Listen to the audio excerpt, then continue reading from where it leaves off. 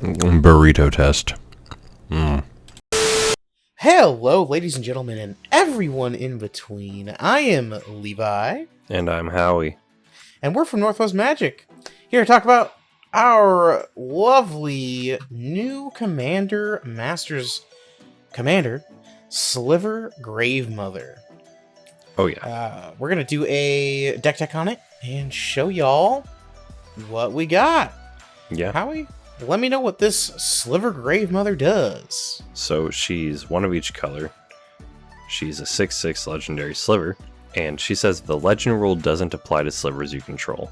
That's like super cool. Each sliver creature card in your graveyard has Encore X, where X is its mana value, and it has Encore 5 itself, which means this is what Encore is. Exile this card from your graveyard. For each opponent, create a token copy that attacks that opponent this turn if able. They gain haste. Sacrifice them at the beginning of the next end step. Activate only as a sorcery.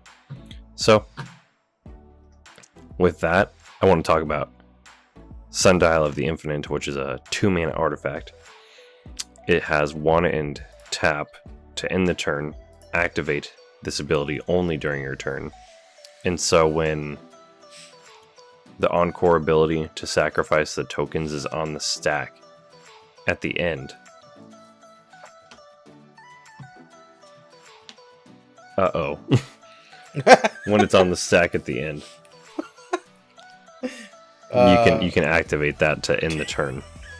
And you don't get to sacrifice your stuff. You keep it because the trigger to sacrifice the stuff gets exiled when you skip your turn. Or end your turn, rather. So, lots of token stuff that we care about here. We have staples that are super important in the deck, like Anointed Procession, Parallel Lives, and Mondrak to double up token creation.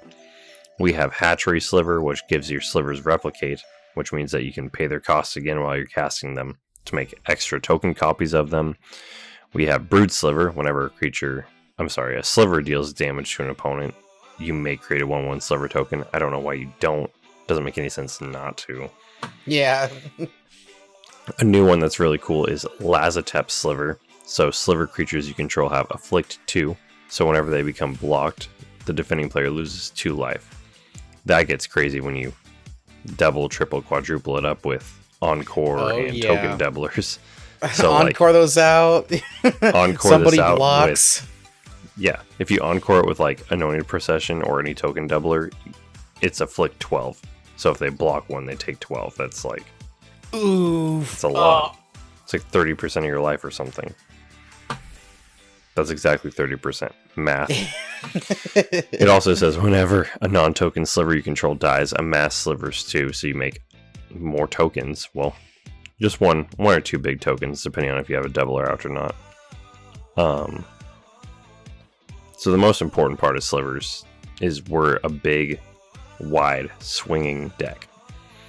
So we want to get in for the damage. We have Cloud Shredder Sliver, which gives all slivers flying and haste. We have Winged Sliver, which gives flying. We have Gale Rider Sliver, which gives flying. We have Ward Sliver, really cool with the Encore. You make 3 of them because when it enters, you choose a color, and all slivers have protection from the chosen color. So 3 colors, you're going to get in for the damage and do exactly what you need to do. Exactly. Shadow Sliver says all slivers have Shadow. The only card in the whole format with Shadow really is Douthie Voidwalker, so that's the only blocker they'll have if they even have that card out. And Shifting Sliver, slivers can't be blocked except by slivers. You just get in for damage, it's unblockable. Like, they probably don't have slivers. There's only going to be one slivers player at the table, let's be honest. Likely. I tried to play one time with 2 sliver players at the table. Some slivers give all slivers buff, and some slivers give just yours buffs, so it was really hard to keep track of everything. While the other 2 players just kind of looked at each other like, what the hell is happening? This is awful. Sounds like a really fun time. Uh-huh. And so the biggest win con in the deck, though, is Sliver Legion. It's one of the other 5 color ones. It says all sliver creatures get +1/+1 for each other sliver on the battlefield. And so if you Encore this out, let's say you have 5 slivers already on the field, and then you Encore this, you have 3 Sliver Legions, and all your slivers get plus 24/24, which is like 200 damage. Like, you win. You always win. No matter what. The other big legendary one is the first sliver, which gives all your slivers Cascade, and it has Cascade. So if you encore this out, all your slivers have Cascade, Cascade, Cascade, and then you just play your whole deck, right? Yeah, and the triggers, keeping track of all the Cascade triggers is going to be also pretty good. Make sure to bring out your pen and paper for that. Yeah, and maybe you just win because your opponents don't want to listen to what you have to say. I'm going to cascade into this sliver. Oh, now they have all flying. Yeah. Oh, and I'm going to cascade into this. Okay, now they have protection from 24 white. slivers on the stack. Do you concede? Yeah. Do you concede?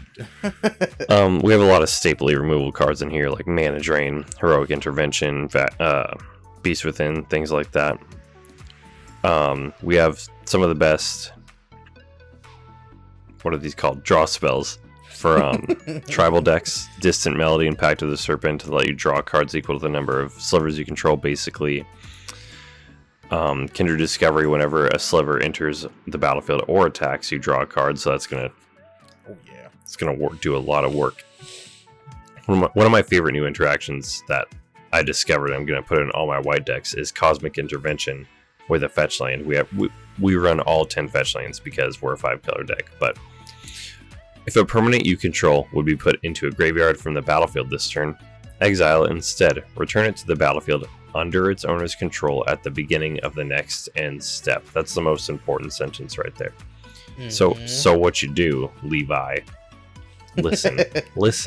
Listen up, Levi. You play a fetch land and then you cast Cosmic Intervention. So now you sacrifice your fetch land and you go get a forest, whatever you want.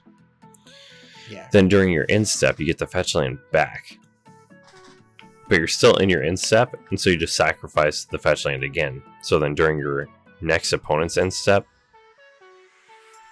you get the fetch land back.